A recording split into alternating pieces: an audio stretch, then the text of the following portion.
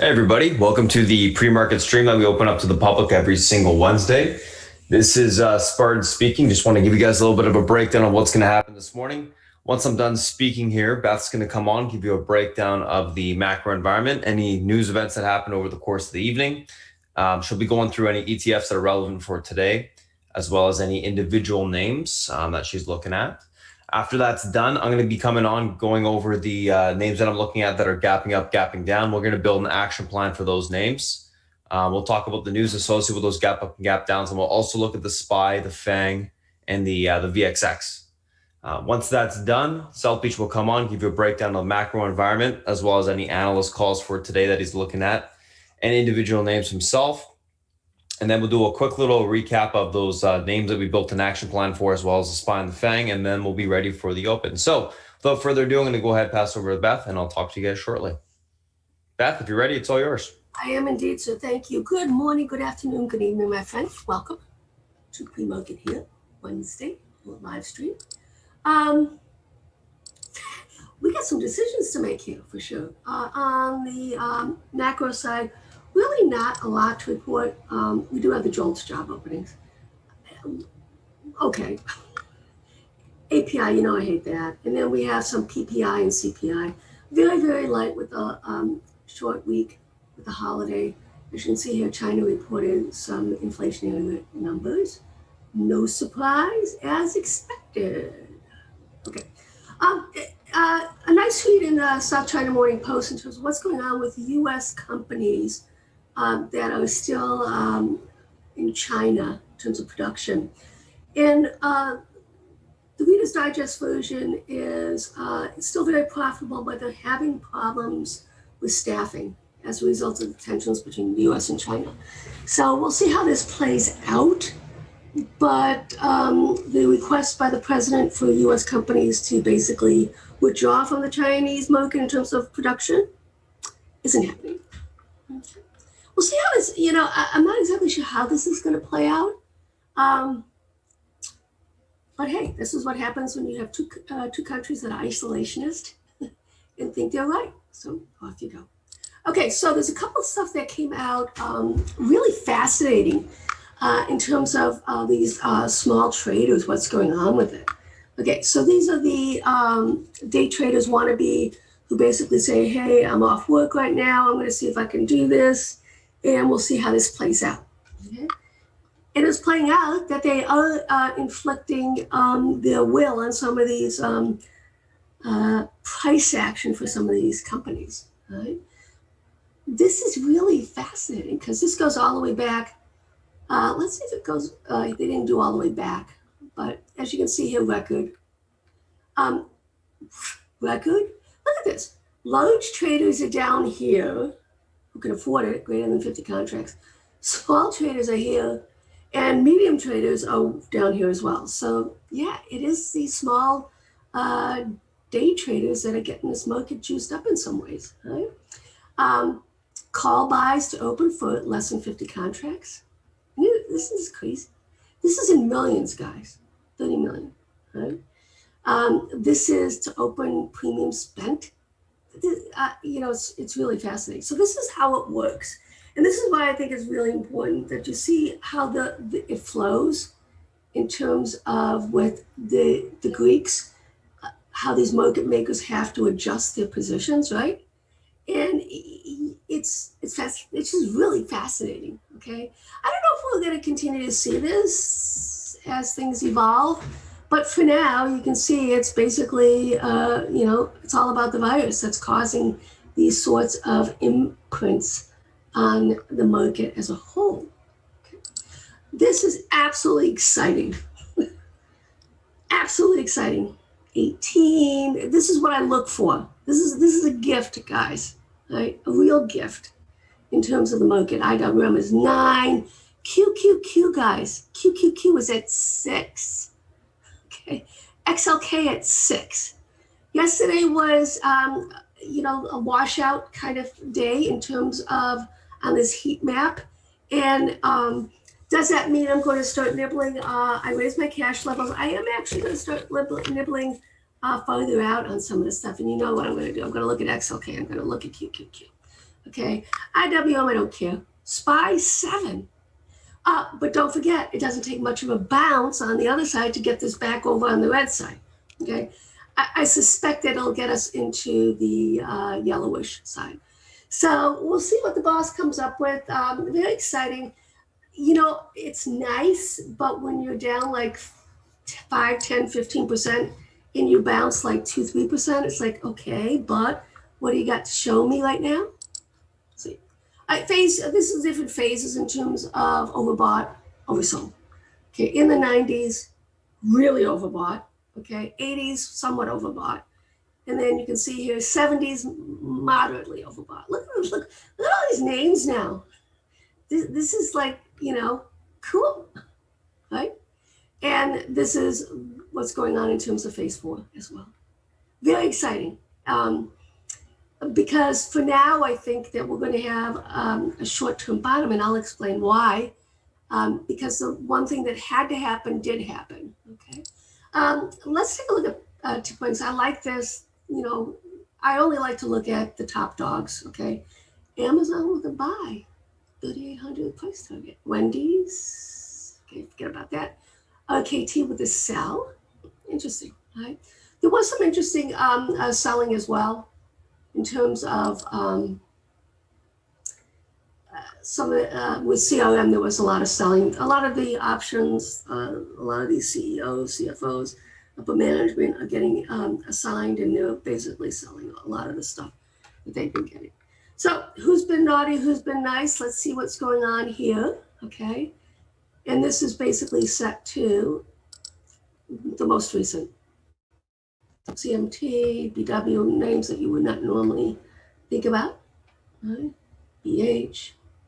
So it's kind of interesting to see these tickers that are robustly impressive, okay? And we're seeing shits and bits.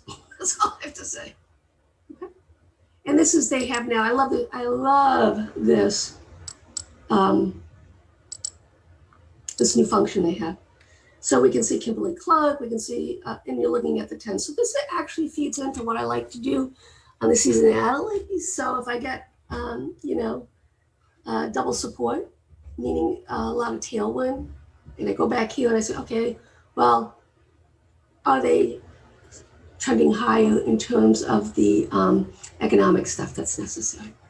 So, all right, for Elliott Wave peeps, Harvey Gilbert's work. I love this dude. He's really bright, very good. He's the best of the best in terms of Elliott Wave. Looking for a B wave bounce, then a C wave down, all in the micro side, guys. Okay, and then basically that C wave would get into this quadrant. The reason why, and we'll discuss this in a little bit more detail, I think we can have a more meaningful bounce, is we didn't, in the vast majority of the tickers that I look at, we did not take out last week's low. Okay, so that to me is notable and important. Okay, as you can see here, this is this week, last week on the dollar consolidated, right? And here's the Chinese yuan. They have been, instead of devaluing, they've been revaluing their currency as part of their initiative to get countries to look at them as an alternative to the US dollar. Let's see if it continues to go down. We have some support coming in here. It'll be fascinating to see if they allow it to go farther down. This is unusual and notable as far as I'm concerned. You can see it's an M. The inverse of those W's is an M. See how it works? Okay. FTAX, the DAX, back inside its flag. We'll see how it plays out. And, you know, I don't know. See. Okay. On the Euro side, on the Eurozone side, we've seen a lot of rotation going into those types of things. For the last 2 weeks, we've had a lot of EEM put sweeps coming in. Got a double top here, failed to break above here. I was thinking we'd get a W on some of these things. I'm not so sure right now. But on the EEM, it looks like we might. But we're still within a quadrant. And don't forget, guys, China is an emerging market, so EEM has Chinese stocks in it. FXI, you know, I like this one as a large cap indicator. What's going on? Sideways consolidation, a W, and a W. No news here. I don't know if it can break out with this sort of market environment right now. Here's the A shares. It's still holding up the extension, okay, from last month, which is notable. Holding above a fib, 38.2% fib. So let's see if we can curl up. I'm not going to add to my A share position right now, guys. But I will if we basically reclaim and hold above this pivot right here. I mean, I get asked a lot about, especially on some of these delta trades, whether you add into them. No, you only add into them on strength, not weakness. Those are the rules, okay? Botalicious doing its thing, sitting on the 23.6% fit, holding up okay. It's above the flag, right? This is a positive that we can look at, right? Last week's low was 267.39. This week's low is slightly lower, 266.59. Okay. So it has work to be done, and this is what I mean in terms of work to be done. It has to reclaim certain pivots in order for me to say, okay, this is a new box we're in, right? And this is the range that we are going to be in short term, right here. Okay. So that's what I'm looking at right now. Let's look at FANG. This is the futures on FANG. Fascinating. It basically, okay, bounced off of the previous all-time highs, the pivot, right? And it's still inside this box. It did take out last week's low, but it's reclaiming it right now. So this is actually a well-defined risk-reward trade, right? If you're trading futures on FANG, you know where to stop yourself out, and then you would anticipate in the coming weeks that it would get back to the top end of this box. All right, NASDAQ. Let's take a look at NASDAQ. Double bottom, yada, yada. Let's take a look at the weekly as well so you can see that. Okay. Last week's low, 11,146. This week's low, 11,055. Okay. Notable is it is holding the breakout as well. So we'll see what Spartan starts to shout out. I mean, obviously, NVIDIA would be one of them. I might actually nibble a little bit out of the money delta trade on QQQ. But I'm going to actually defer to him on some of these individual tickers. And that probably would be the best thing to do, mainly because on the technical side, he's going to find the momentum trades for us. Okay? Dow, monthly, failed to take out all-time highs. Okay?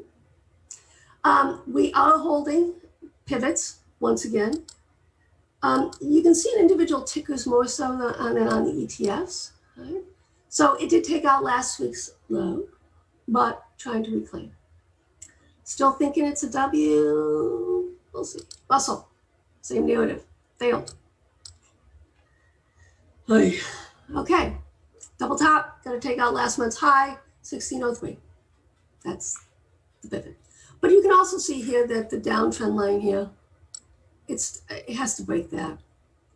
And then we can start talking about with the small caps. I wouldn't be surprised. Well, we have the narrative, right? I always say that when small caps in the Dow lead, no good can come of it. And the tech leads on the downside, well, no good has come of it right now. So we have to see whether sort of bounce. I've got a lot of fibs on that I'm going to be looking at just to see how the things play out right now. Here's this SPX. Okay, this is the monthly, but if you look at it on the weekly, right, took out last week's low. Well, you see, but the extension's holding up fine, the uptrend line, and this goes back to April, so that's okay, right? Another well-defined risk reward, basically you take out the 32.98, okay? So you're talking $40, $50 lower, right? And then we see how it plays out. Maybe a little bit now because of the overnight. Tesla, what's going on here? I wanted to show some of these individual tickers so you can see. Double top, and actually sitting right at the 38.2% fit. Right? So let's look at it on the weekly basis. I was very excited that they actually, with the split, they finally made the adjustments. okay? And as you can see here, even on the weekly, right? Look at that. Boop. Going back to June. So even though there was a robust retracement on a lot of these names, guys, it was a good thing, and it's still holding up. A lot of these tickers are holding up key support levels, right? Sitting around the 38.2, etc. This was the quadrant that it broke out of, right here. So what are we looking for? We're basically looking for Tesla to hold above this quadrant. Okay? Reclaim it and then hold above it. Let's see what happens. It's 359 is the pivot right now on that. Apple, same thing. Monthly, beautiful uptrend line, still holding up. The problem is the reversion to the mean, guys. The extensions are so severe. We literally need months of this sideways consolidation within a large range. 138 on the upside, 105 on the downside. And I was still looking for 105. But, you know, when you're shouting it out up here and you're down here and you're $5, well, you know, I'm going to give myself a little bit of a pass on that. Okay. All right, that's the monthly. Let's look at the weekly. Weekly did not take out last week's low. Notable. All right. Let's take a look at NVIDIA. Weekly did not take out last week's low for 468. And what was 468? Almost at the penny, guys. 468.19, 468.17, almost to the penny. Pretty cool, huh? Right. So once again, we'll see how this plays out. It's still about failure, guys. Right? So failure to hold support or failure to reclaim resistance. Right? So all of these individual tickers, ETFs, it doesn't matter. You have to look at it in the same way. Okay? Did it hold support? Did not hold support. Okay, did it reclaim support? Stuff like that. And this, so we are now in incredibly important technical market. So if you do not, and Spartan is the best technician that I've ever seen, and South Beach will attest to that as well. Okay, it's all about the technicals. What he shouts out, what he's seeing. Okay, whether we have extensions, whether we need to pull back, all that stuff. Right. I want to show also Amazon. This was why I knew that the market was going to come down and I got a little more aggressive. Amazon tends to lead meaningful retracements on the downside. Okay. Failed, came back in, everybody knows what I was saying, yada, yada. But it did not take out last week's low. 31.11, 31.30. Fascinating, right? And you can even look at the 23.6% FIB. So what do you look at? Shallow retracements. Because we had a parabolic move for multiple months, okay, those shallow retracements are robust, okay, but important. Okay. All right, let's take a look at the VIX, what's going on here. It really was quite fascinating how it traded yesterday. We basically, as you can see here, we rallied into resistance, okay, going back here and here. Now the question is going to be is where do we get support? There's a lot, it's clustering, guys, all these EMAs, stuff like that, right? But we have, I want to see it actually hold up, okay, the mid, which is 2860. That's what I want to see happen. You can see it's coming in overnight, right? So that means, well, you could see on the put call as well, right? So that means that, and we discussed on the put call what would happen, right?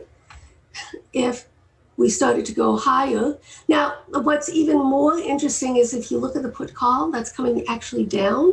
So that tells us that people are taking off hedges and are confident. Another thing that happened yesterday, guys, is I was in NVIDIA puts, zero premium. The stupid stock moved like $5, $10, and those NVIDIA puts did not budge, okay? That was also a tell that something's going on here, and we have to be aware of that, okay? All right. Let's take a look at TLT, which has been the darling so far in terms of safe haven.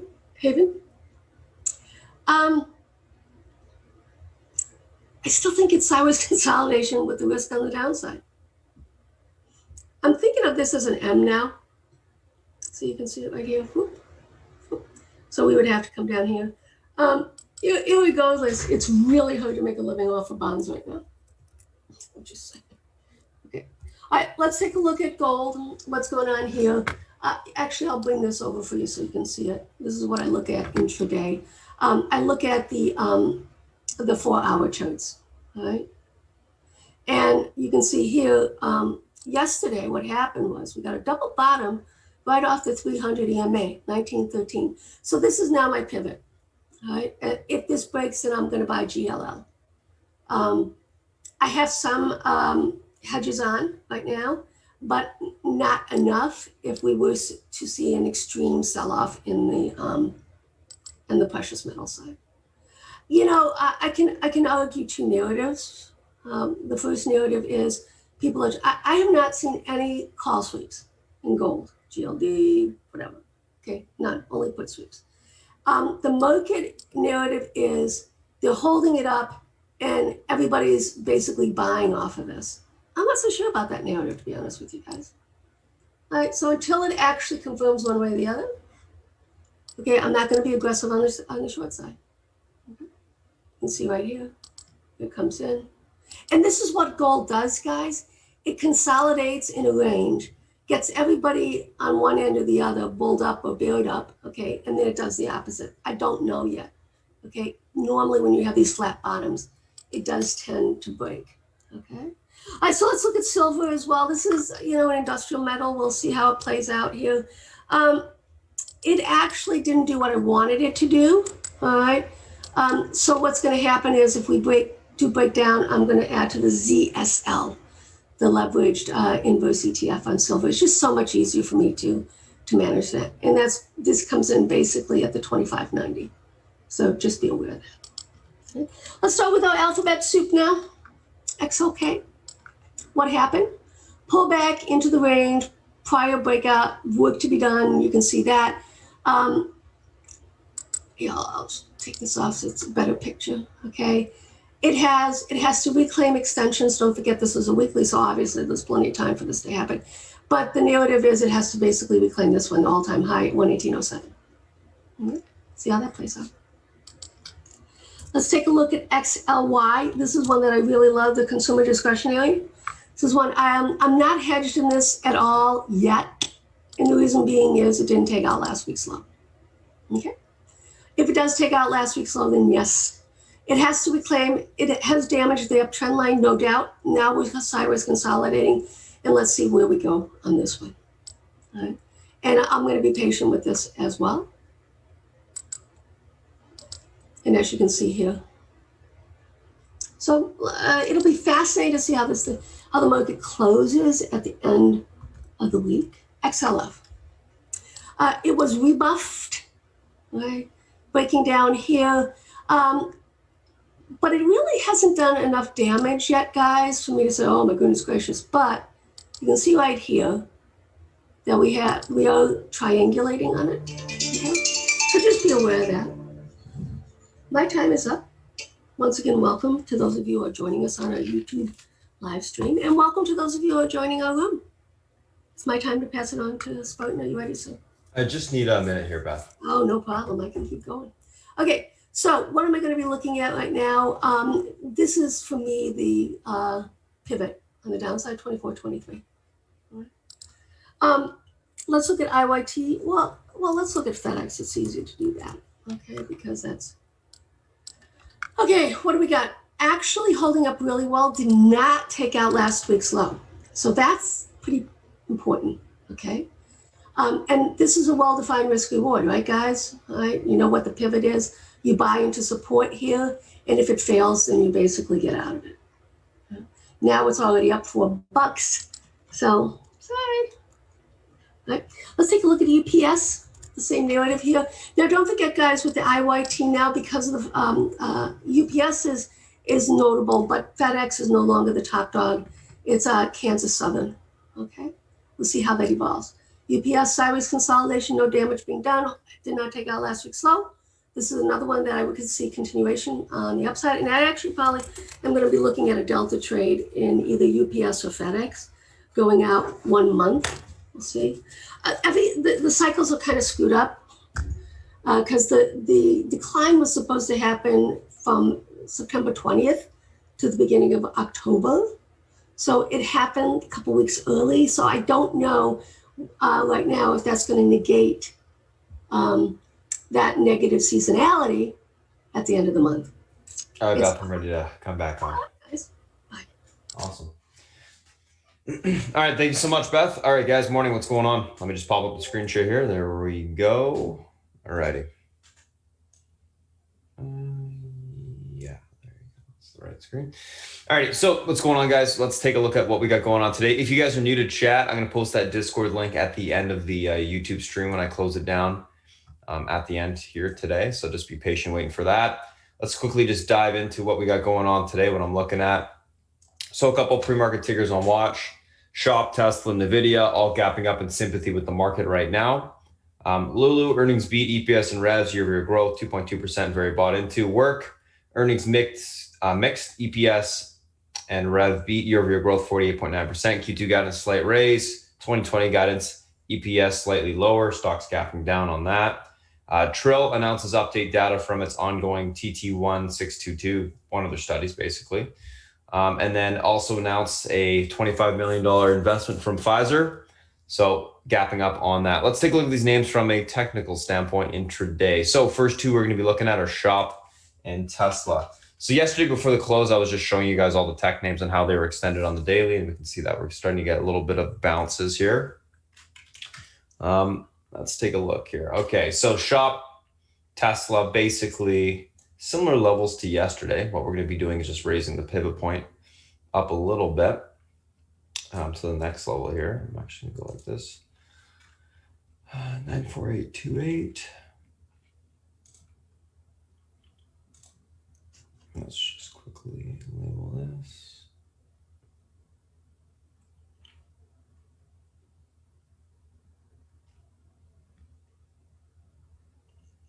Actually, I can just do that.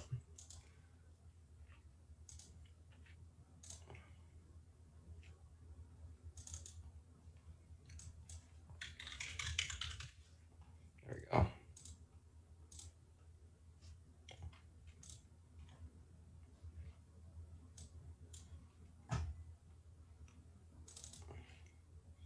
Just going to change this level here.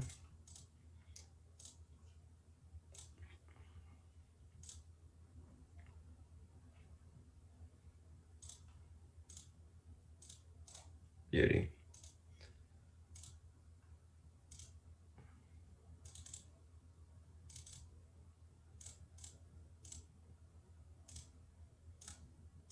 All right, let's quickly take a look at the daily here, and then I'll show you the intraday chart.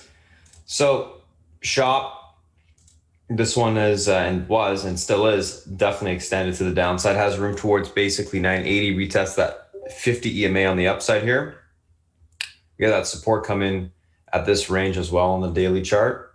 So just room for the bounce a little bit higher here. Take a look at the hourly. We can kind of see that the downtrend is breaking in the short term. Just going to quickly draw that as well so you can see it.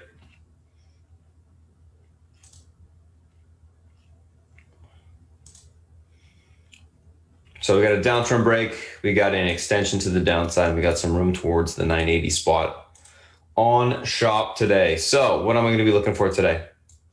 Looking for a reclaim of the pivot, push to the top of that resistance level today. I think we can get towards that 980 level, fill the gap, and then we can see what happens after that gap has been filled. But definitely where we got room to today on the upside. So 94828 pivot, level holds towards 971.70 to 985.866. Unable to hold 925.47 to 899.38 will be tested on the downside. Overall, going to be leaning bullish there. Let's take a look at the Tesla chart here on the daily. I'm going to delete some old lines. Pivot can stay the same. 38472.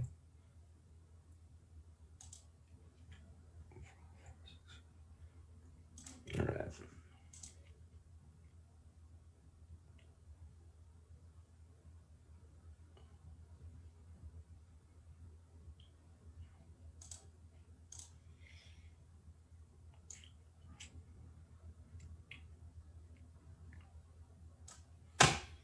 All right, Tesla, easy enough.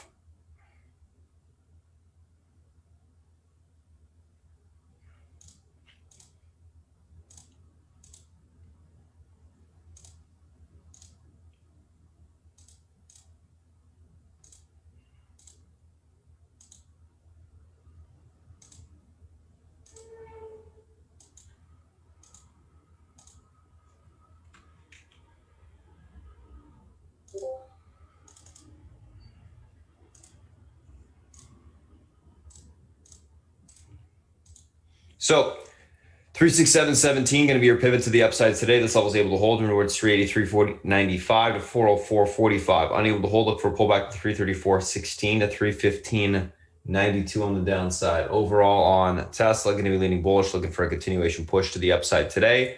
Quickly looking at Tesla, guys, intraday. Let's take a quick look at this chart.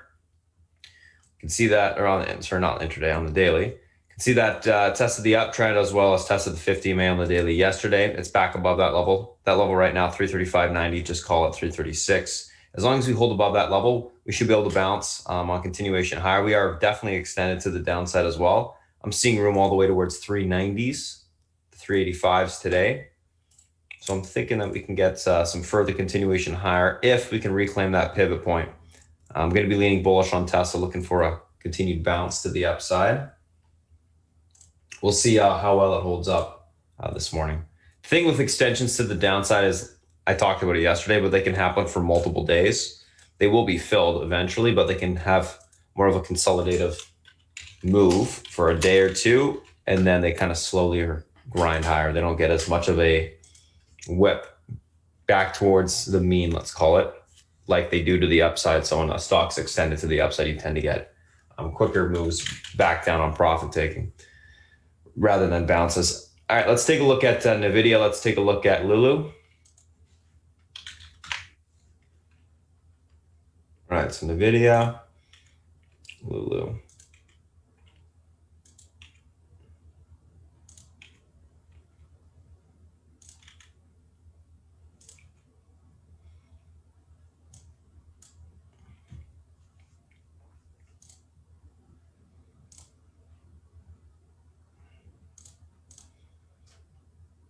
It's a pivot to the upside today, 492.65. This level's unable to hold. We got room towards 485.64 to the 477.85 area on the downside. Able to hold, look for a continuation higher towards 523 towards the 512.30 level on the upside. Overall on NVIDIA, which level? I need to click the right one. Good. Overall on NVIDIA, going to be leaning a little bit more on the bullish side as well today, looking for a continuation on the bounce. If we can reclaim that pivot point this morning, we should get a continuation past the 500s towards the 512s. Again, names extended, all that stuff. All right, let's take a look at Lulu here. So I'm into a whole bunch of older support levels. I'm going to go ahead and delete pretty much all of them, and then I'm going to redo them here.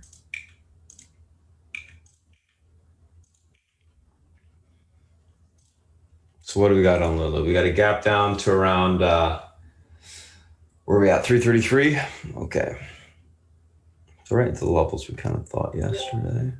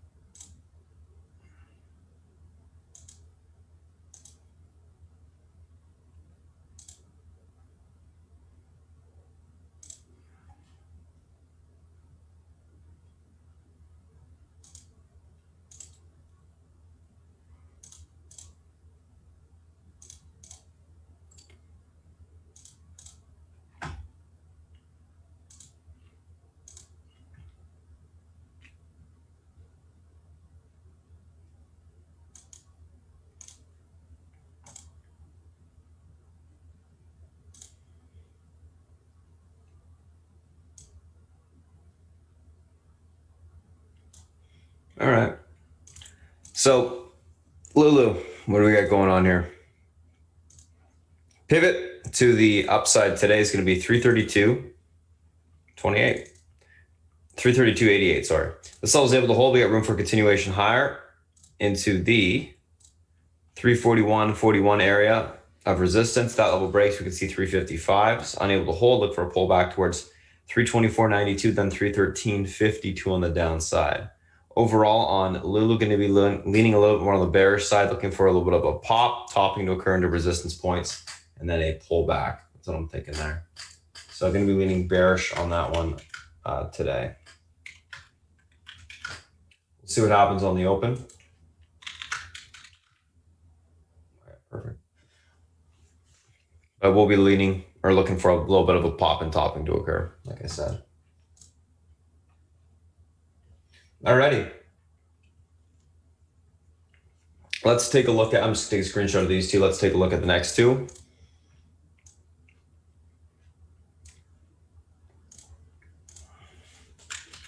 So that's NVIDIA, that's Lulu. Let's take a look at work and Trill.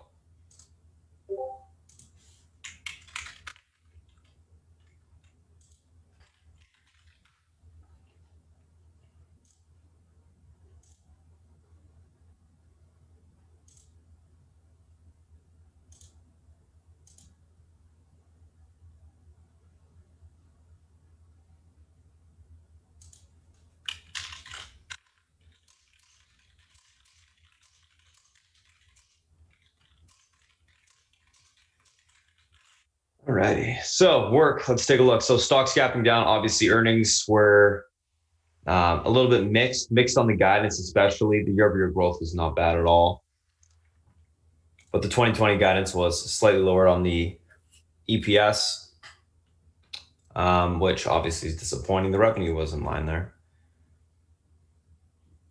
Typically, when you look at earnings, guys, you look at the guidance. You look at what's the most forward-looking part of the earnings to see,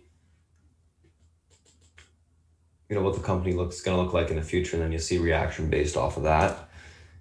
If you haven't noticed. Anyways, let's take a look at where we got going on. So 25. I'm not sure we're gonna have this much range, so I'm gonna actually tighten it up probably pretty quickly here.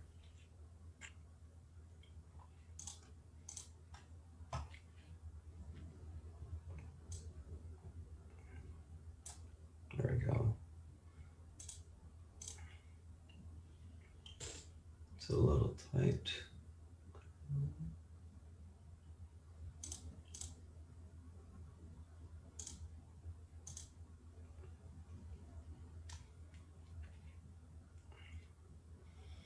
All right, that's my support and resistance levels. Let's quickly take a look intraday. Pretty ugly looking daily chart, to be quite honest. All right, so what do we got going on? 2503 pivot to the downside today. This level is able to be reclaimed, room towards 2643 to 2734. Unable to hold, we look for continuation towards 2385 to the 2264 level. If that level breaks, you see further continuation at 2129. Overall on work, going to be leaning a little bit more on the bullish side today. I think we can get a pull, and what I want to see is a little bit of a pull and then basing occur. Look for a curl to happen. Look for some continuation back to the upside. I think the earnings were, not great, but they weren't that bad, to be honest. Charts acted quite terrible lately as well. I mean, it doesn't look good by any means. You're below most EMA support on the daily. I do think you're going to get a little bit of a bounce. So I'll be looking for, like I said, a pull and basing to occur to take the stock long. Again, 2503 pivot. We'll have to watch that level. Unable to hold, get room a little bit lower. Then we look for support at the lower end levels. Get back above it. You're probably going to bounce this morning out the gate. So that's that. Let's take a look at Trill. And I should probably save this real quick. Yes, I should. All right.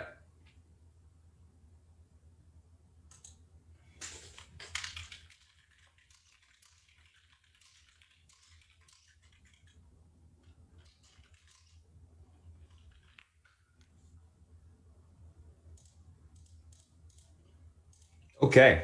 All right, Trill, guys, let's take a look at what's going on here. So Trill, so this thing has been beaten down, obviously.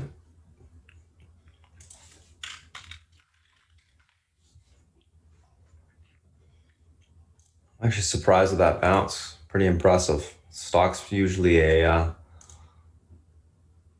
piece of garbage. It is a former runner, though. It has made moves in the past, obviously, as you can tell.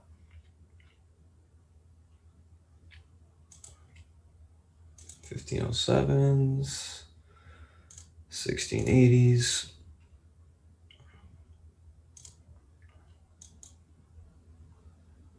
Oh, why didn't that? There we go.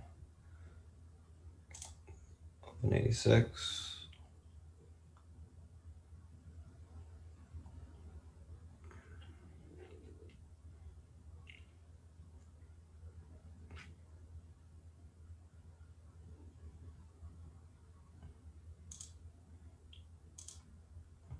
Okay, let's take a look at the stock intraday. It actually looks decent on the monthly there. And the daily is obviously the daily you're breaking out of the most recent range to the upside. But let's take a look at what we got going on here. So we got 1344. And the reason why I think this is a little bit different than your typical low float stock with news coming out is because you got an investment from Pfizer. Ooh, yeah, I knew it was going to crash there. Darn. Look, good thing I saved it right before then.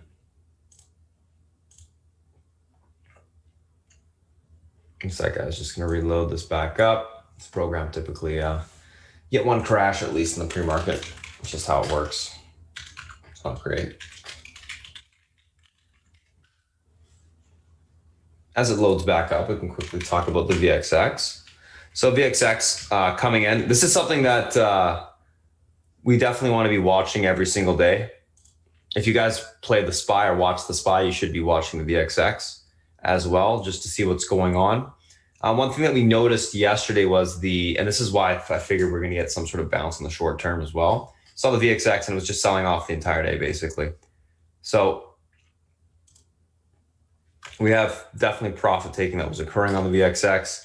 We're into lower end support levels on the downside. So we're getting back into this 13 EMA level at that, I think it's like 27. Let's see exactly where it is. 27. Yeah, around 2740s. That level breaks and we're going to start to see an unwind on the VXX. And then I think we can get a bigger bounce in the market. So just something to keep in mind there. All right, let's take a look back at work and Trill here.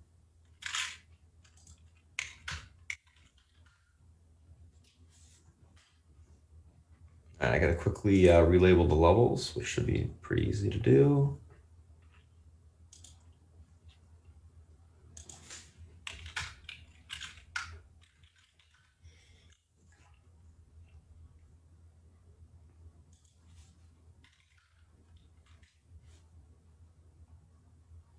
All right. Just letting it load up here. Okay.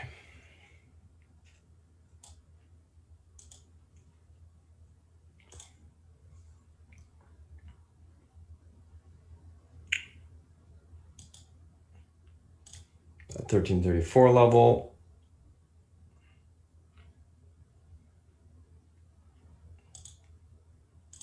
$15.22. At 16 level. Go back a bit more here.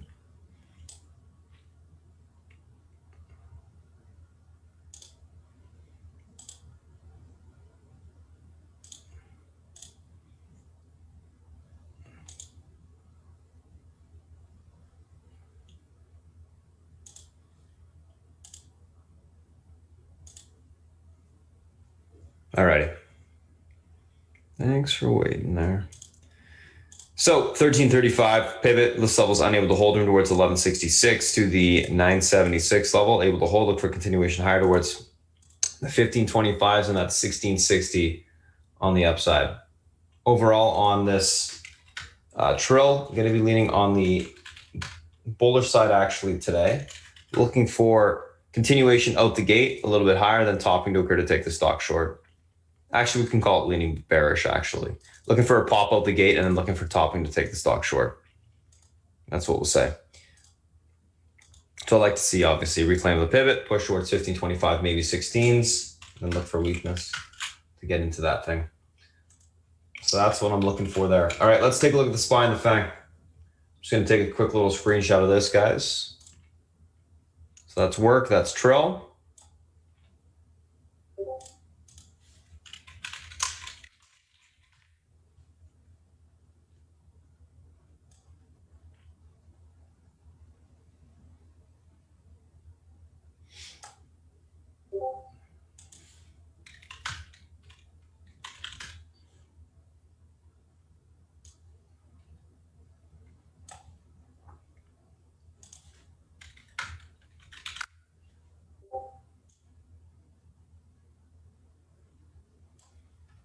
Alrighty.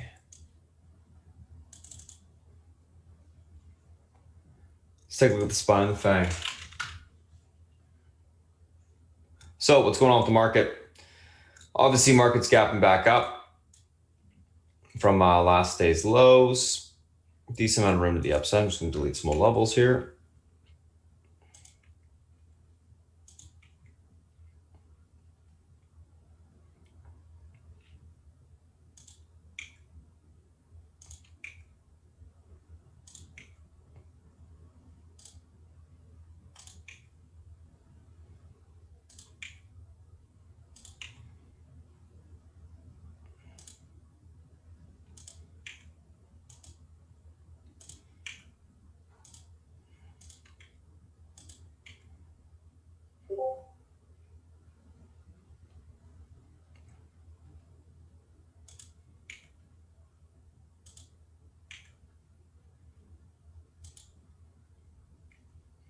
Okay.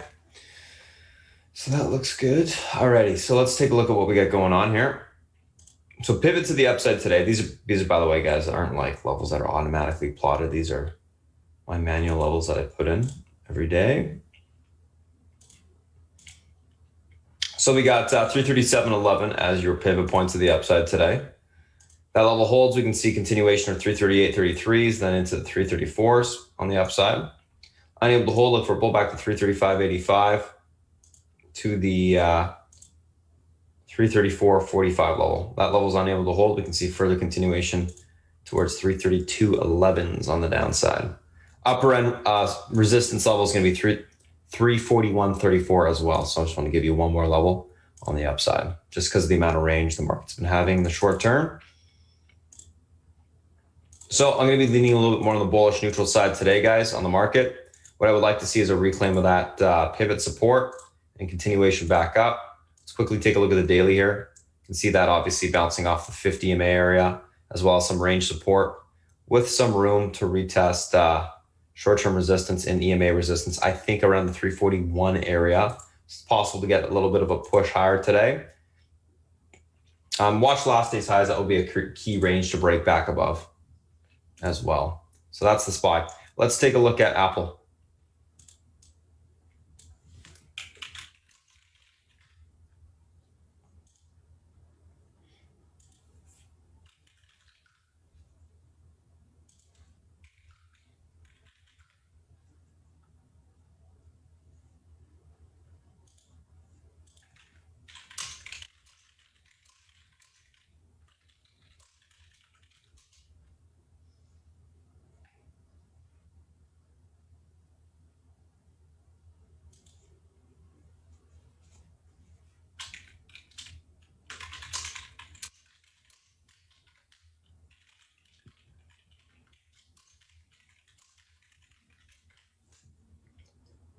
Apple, let's take a look at what's going on here.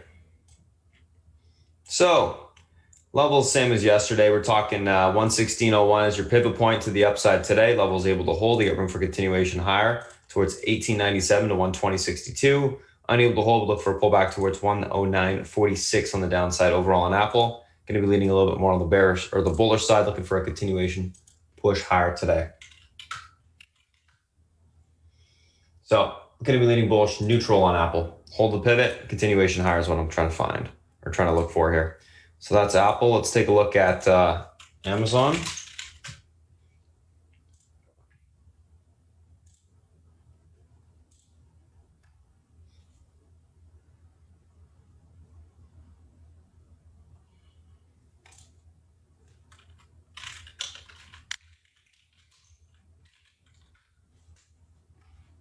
All right, let's take a look at Amazon. Like I said, let's switch over to that.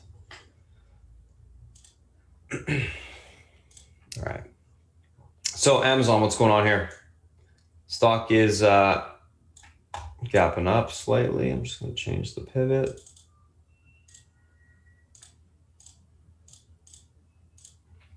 So 31.97.42 pivot to the upside today, guys. This level is able to hold.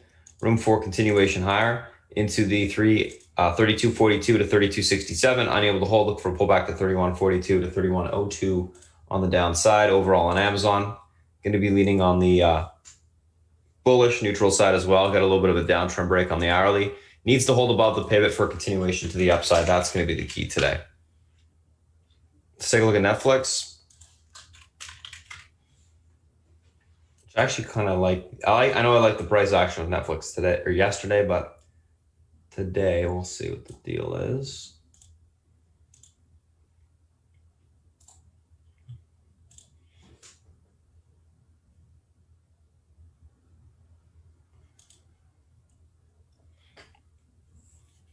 See your gap fill. Yesterday you got your extension to the 50 MA. Okay. We may see more of a bearish consolidated move on this stock today, it looks like. Pretty clear what the pivot's going to be. 521.79, guys. If this level is able to break to the upside, we get room for continuation of 540.67. Unable to hold, look for a pullback to 511.36 to 590.39 on the downside. Overall on Netflix, going to be leaning bearish neutral. I think we're going to grind out in this area today as it kind of tightens up with you can see the uptrend here. I think it maybe pulls back down to that wedge, tightens up a little bit this today, and then maybe the next day we can expect to move through that pivot point, but that pivot point is going to be the key. So just pretty much watch that level. If it does take it out, then we can get a bigger move or a push to the upside on a reversal towards 540.67 to 550. So we'll see what happens. Facebook, let's take a look at this name here. This one as well, yesterday, was surprised at the movement on it. Still extended to the downside, that's for sure. Below EMA support. This thing, I think, should be able to get a bounce today. Looking at that extension still, didn't really even move into it. 273.89 going to be your pivot point today. This level is able to hold. Room for continuation into the 278.82 spot. That level breaks, we can see 283.05 on the upside. Unable to hold, look for a pull back into 270.10 to 266.72 on the downside. Overall on Facebook, going to be leaning bullish, looking for a continuation push to the upside today. And last but not least, guys, let's take a look at Google.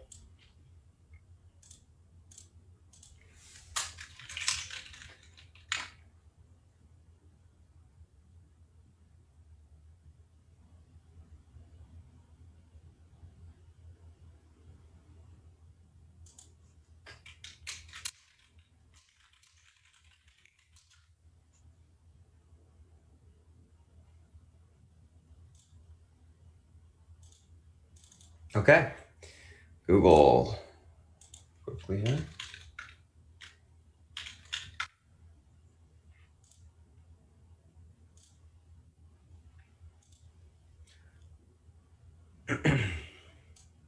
And last but not least, like I said, Google, 1531.66 pivot. Levels able to hold, we got room towards 1555.06 to 1578. Unable to hold 1511 to 1502 will be tested on the downside.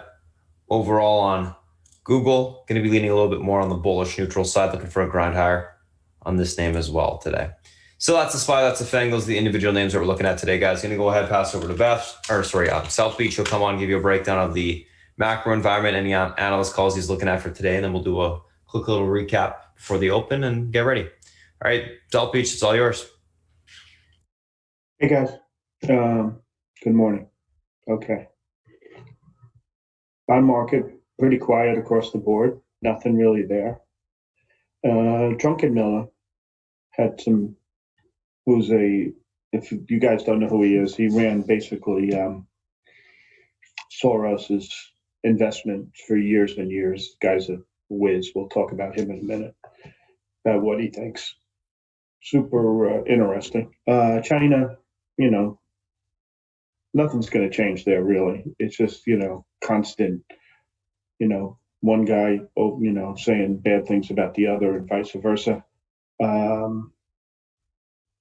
I think the most interesting thing out of China in the last month is they're going to, they have this 5-year plan to basically get into the semiconductor business on par with our semiconductor stocks. We'll see if they can do it. According to the guy who I listen to, last name is Breyer, we have a 5-year lead on them. So we'll see what happens there. Okay, the guy's a pretty smart dude. EU Brexit, there's some talk out of the EU this morning that Britain is trying to rewrite their the binding treaty that they had, which internally Britain's having a rough time with, and that's what's going on there. But let's not lose sight of what the situation is, okay? October is supposed to be the drop dead date for the separation, and we'll see what happens. I mean, all the verbiage prior to that is just that, a lot of noise. Let's see what gold's doing. I don't think it's doing much. What's his name commented on it this morning? Gunlack, last night. And he's becoming less bullish on gold because he's becoming more bullish on the dollar.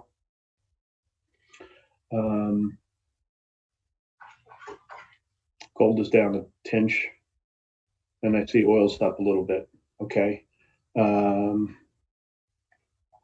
oil market's in contango, which basically means that it's probably going lower. At the end of the day, that's what it means. Okay. So you got to watch that. Remember what happened? I'm not saying it's going to happen again. It will not. But you remember that day it went down like, what is it, $50 in like an hour? That was the craziest thing. We discuss the dollar. I told you what Gunlock is saying. Let's see what the dollar's doing. Oh, it was pretty quiet.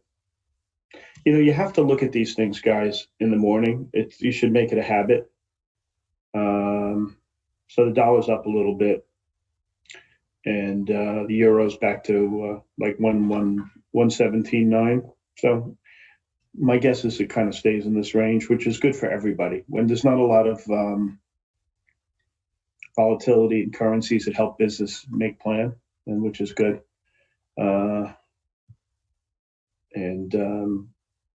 That's that. And the virus. Okay, what's with the virus? Well, AstraZeneca had a little bit of an issue last night, and I guess it's positive for the other makers of a vaccine. So you have Myrna up a little bit, Vax up, BNTX, Pfizer, and so forth. They're up on the other guys, kind of getting delayed. Getting a vaccine in this shorter period of time is really difficult. Bill Gates talked about it in length, saying that it's going to be really tough to do in such a short period of time. But people that I hear from inside industry, inside the immunology, working for these big companies, say they are ready to go earlier than people think. And I think the sources are good on that. So basically it's right from the horse's mouth, and we'll see if they're right. Okay. I think it's really important. What the weird thing is to me is, like yesterday, people thought the vaccine was kind of sort of teed up, and the airline stocks were kind of strong, and the cruise lines were strong, and the hotels were strong, and so on and so forth. And the funny part about it, which is, a little bit to wrap your head around, and of course the stay-at-home, stocks that don't need GDP growth, the high PE tech we're getting slammed again. And today, when the drug looks like it's a little bit dicier to be, ready in November, these stocks rally, the stocks that don't need GDP growth, and the S&P rallies with it. Seemingly, that things are better. So the weird thing is, when things get better with the economy, the S&P goes down, and when things look like it's a little shakier, the S&P goes up. Why? Because the weighting in the S&P, stay-at-home stocks, which, significantly, because their weights are so high, because their market caps are so high, cause the S&P to go up. It's like a weird set of circumstances, and something you kind of sort of, like one of these weird things about COVID that, you kind of got to wrap your arms around. So I think that's an interesting thing about this. I'm reading a couple of you guys, what you're saying here. Okay. All right. So as far as the S&P is concerned, let's just look at the charts. Okay. I always use the 10 and 17 day moving averages. And as long as the S&P is above that, and or they cross, those are the things I look for, crosses and trading above the line. So right now the S&P and the daily has broken the 10 and the 17, and it looks like the 10 is going to cross the 17, but that's always the short-term indicator. The longer-term situation is the weekly. That's the one I really live and die by, and that is comfortably above everything and no cross in sight. Okay, so I think you got to keep an eye on that. But for right now, I think the point of least resistance is still up. I think the tech stocks had a 3-day correction, which is normally the norm for a stock that's still in bull mode. And that's what you're looking at. So we'll see what they do today. But for now, I think, it looks like it's one of the normal days, basically the low GDP names, no GDP growth names are strong. And the stocks that need GDP growth are kind of getting challenged a little bit. Not that much, because you see cyclicals up, but we'll see how it plays out, okay? There's always stocks that are going to go up and go down, and you just have to get in front of the institutions and play it. It's really that simple.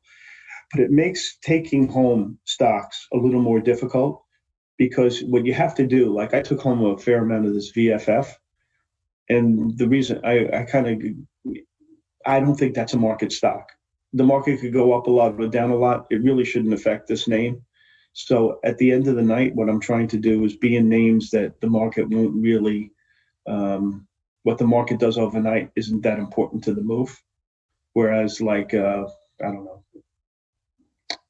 like the MA and V, for argument's sake, they're market names, okay?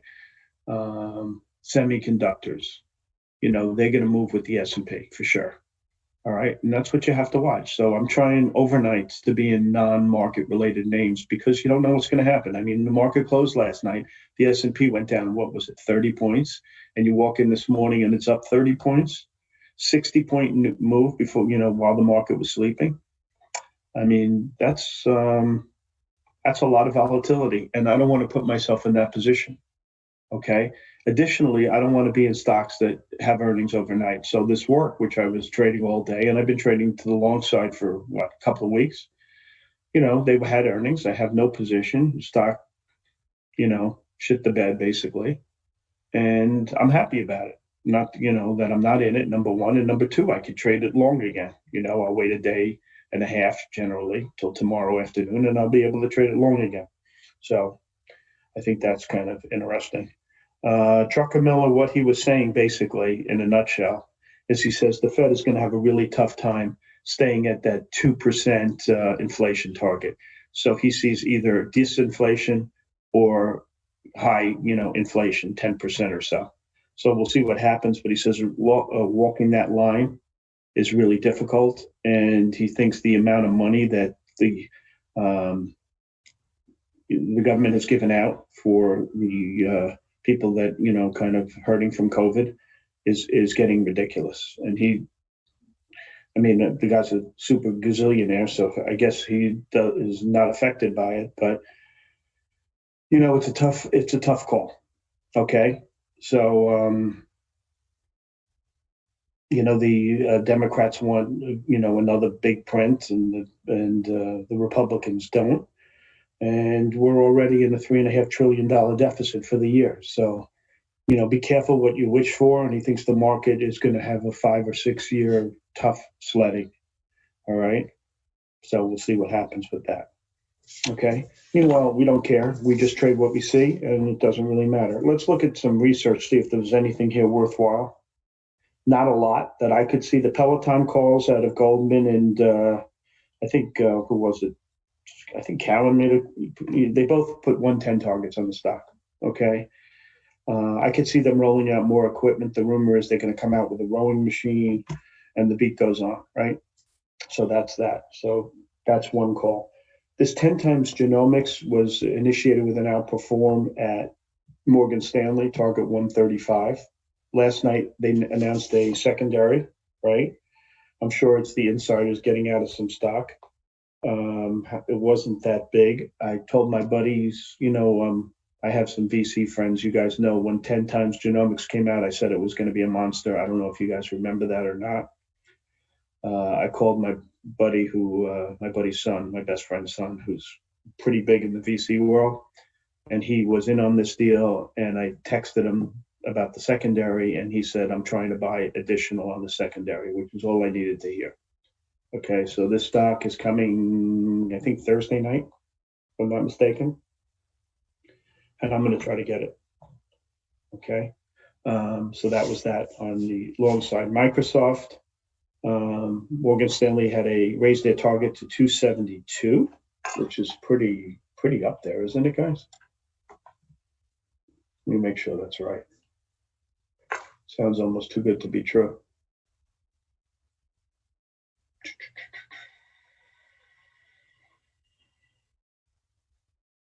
It is too good to be true. 245.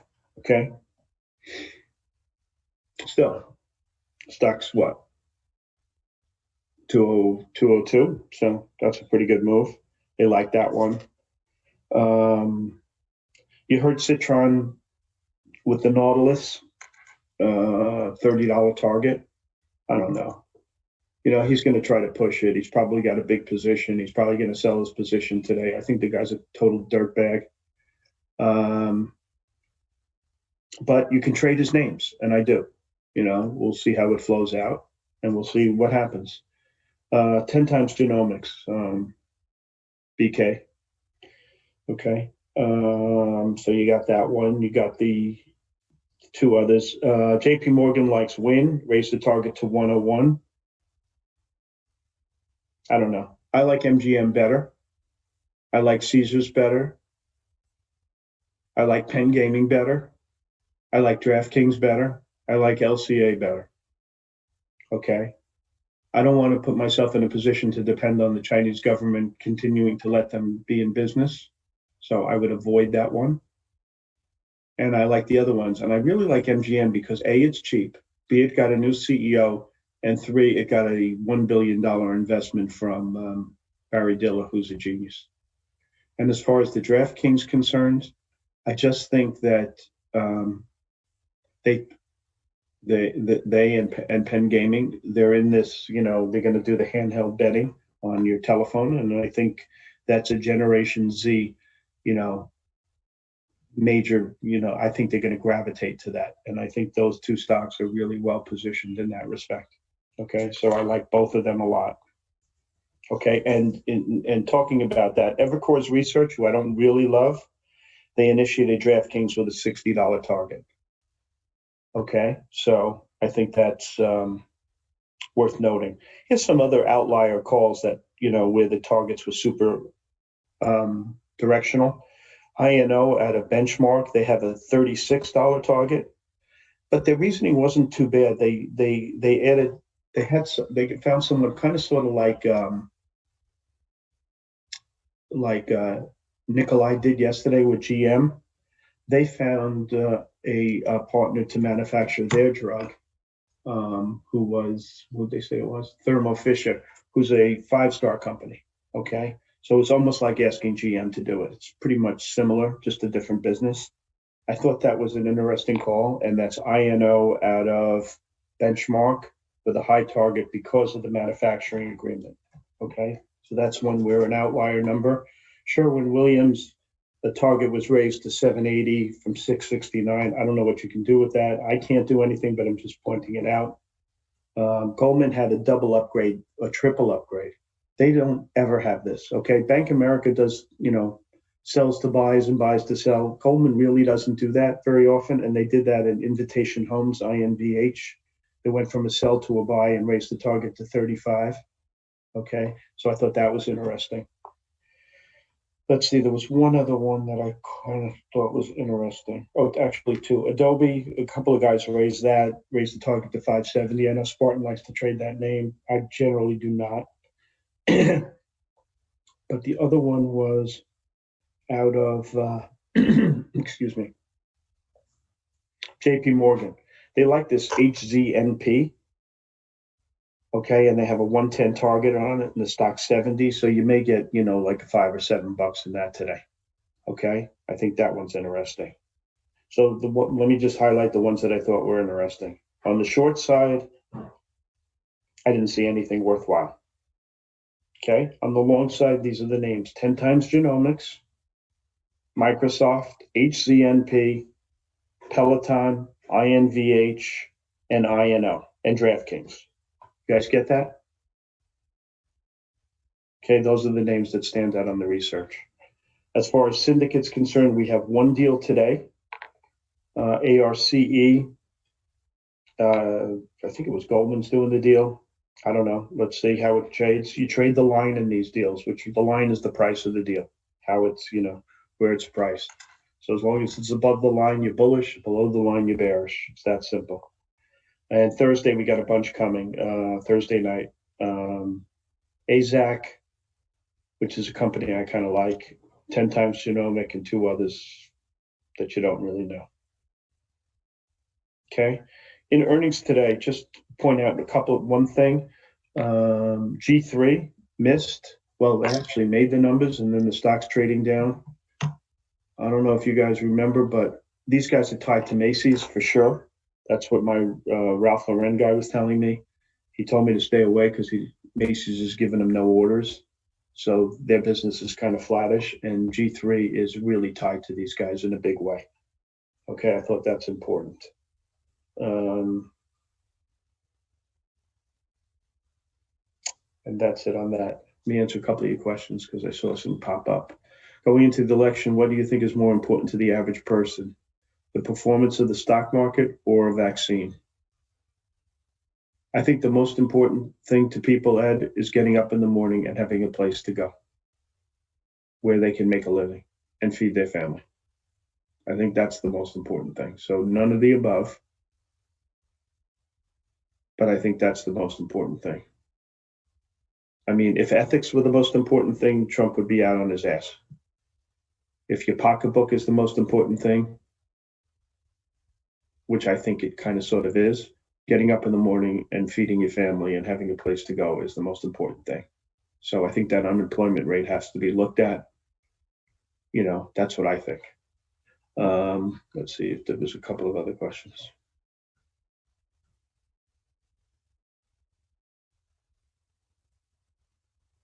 To what extent we're looking, what is your short-term macro view on price action this week? I mean, I think the point of least resistance is up, Dad. I do. Okay. I think it's been that way. I think it'll stay that way. And the Fed being accommodative is probably the ace in your pocket. You know what I mean? For the market, that is. So I think the market is okay. Okay. And we're in a Super Bowl situation. And, it had to have a little bit of a correction, and you got it. And is it over? I don't know, but it may be. I don't know. And that's the story, Morning Glory.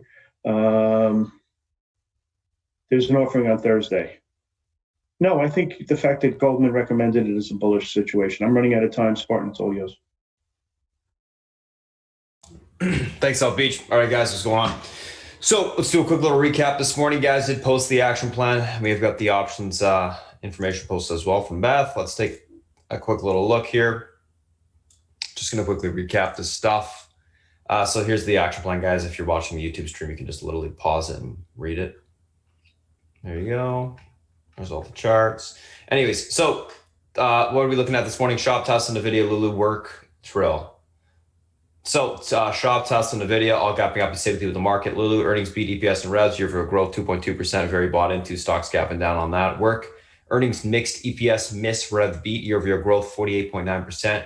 Q2 guidance, slight raise on the revenue side. 2020 guidance, EPS slightly lower, stocks gapping down on that. And then Trill announces updated data from its ongoing TT1662 study. Also announces a $25 million equity investment from Pfizer, stocks gapping up on that. Let's look at these names from a technical standpoint intraday. Shop Tesla. Let's take a look at these two. All right, guys, Shop, what we got going on? 948.28, pivot to the upside today. The level's able to hold. We got room towards 971.70 to 985.66. 948.28, unable to hold. Look for a pullback to 925.47 to the 899.38 level on the downside. Overall on Shop, leaning bullish, going to be looking for a continuation push to the upside today. Let's take a look at Tesla, 367.17, pivot. This level is able to hold towards 383.95. That level breaks. You can see further continuation of 404.45 on the upside. Unable to hold, look for a pullback towards 334.16 to 315.92 on the downside, leaning bullish on Tesla, looking for a continuation push to the upside today. NVIDIA, what do we got going on here? 492.65, pivot to the upside today. Levels able to hold. We got room towards 522. Unable to hold, we look for a continuation lower towards 45.64 to 477.85 on the downside. Overall, NVIDIA leaning bullish, looking for a continuation push to the upside today. Most of tech is still extended to the downside. That's why I'm leaning bullish on that name, as well as the other two. Lulu, let's take a look at 332.88. That's our pivot today. This level is able to hold towards 341.41 to 355.01. Unable to hold, look for a pullback to 324.92 to the 313.52 level on the downside. Overall on Lulu, going to be leaning on the bearish side, looking for a pop topping, take the stock short. And yeah, that's what I'll be looking for on that thing. Looking for some topping to go short, essentially. Let's take a look at work. Let's take a look at Trill. Work and Trill. All right, so work 25.03 is your pivot point to the upside today. This level is able to hold room towards 26.43 to 27.34. Unable to hold 23.85 to 22.64 will be tested on the downside.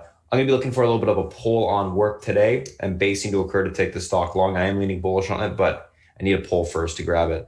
Trill, 13.35 pivot, level holds towards 15.25 to 16.60 on the upside. Unable to hold 11.66 to 9.76 on the downside will be tested.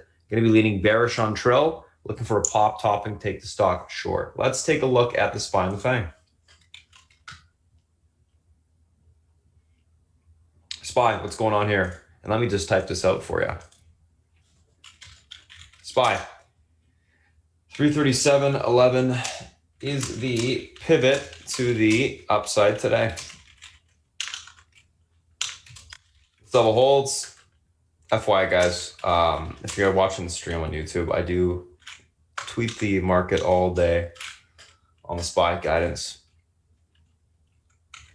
So anyways, this level holds room for continuation into the 338.33 resistance. Breaks, we see breaks, we're going to see 339.94 to the 341.34 level. Pivot, unable to hold.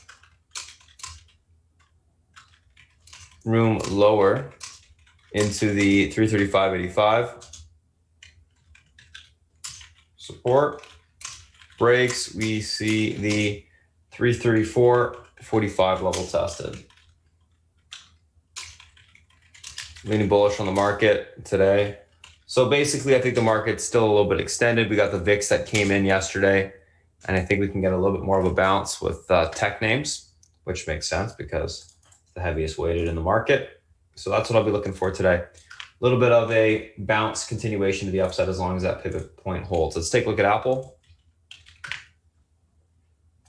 All right, Apple guys, pivot to the upside today is at 116.10 area, or 116.01. Sorry, level holds towards 119 to 120.62. Unable to hold, look for a pullback to 113.33 to 109.47 level on the downside. Overall leaning bullish on Apple. Let's take a look at Amazon. Amazon, same thing, leaning bullish. We've got a downtrend break on the daily. Pivot 31. So this should be 31.97. Pivot to the upside today. This level holds towards 32.42. Unable to hold, we look for a pullback on Amazon into the 31.42 on the downside. Overall, getting bullish on Amazon, looking for a continuation push to the upside today. Netflix pivot is the 521.79 area. This level is unable to hold towards 511 to 539. Able to hold 547, 540.67 will be tested on the upside. Basically, if we can break through that pivot point to the upside today, guys, on Netflix, you get a reversal. I'm leaning bearish on it right now, actually bearish neutral, unless it reclaims that pivot point. Facebook pivot today is the 273.89 level. That level is able to hold. We get room towards the 278s. Unable to hold, we look for a pullback into the 270.10 to 266.72 level on the downside. Leaning bullish on Facebook, still pretty extended to the downside. And then Google, we got the pivot as 1531 level holds towards 1556 to 1578. Unable to hold 1511 to 1502 will be tested on the downside. Overall, going to be leaning bullish neutral on Google, looking for a continuation push to the upside today. Real quick, I forgot to show the guys on the stream the option stuff. So there it is. And there you go. Alrighty, so that's it, guys. Going to close down the stream, and then we're going to put the Discord link out for my people in chat. Once my admin gives me the confirmation that the stream's closed, guys, I'll just post it all for you. Just give me 1 second here. I'm actually just going to get it ready.